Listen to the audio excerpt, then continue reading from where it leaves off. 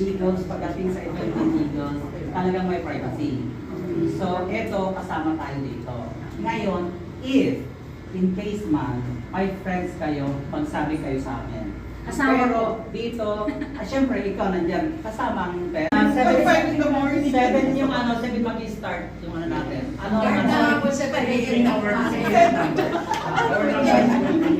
Ito para at least may post natin doon.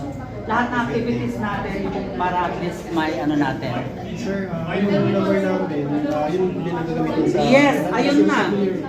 Isa klaro sa malayo. Hindi siya klaro sa malayo. Sige, kung ano yung suggestion palalakihan na parang panyo. Pero naka-white t-shirt po. Yes, naka-white t-shirt po kayo. Yes.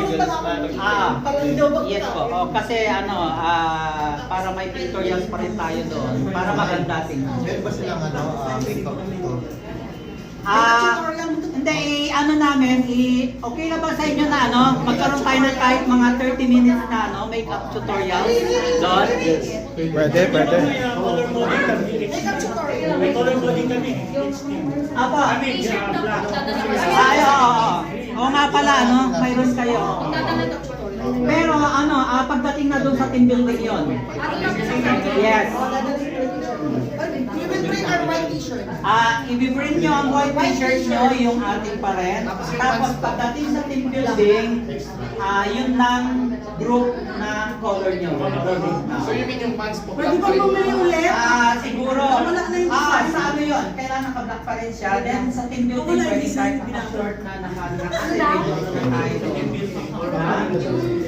Sir Bob, binabad ko yung damit ko. Yung wala na yung design dito. Bakit? Bakit po kasi binabay? Order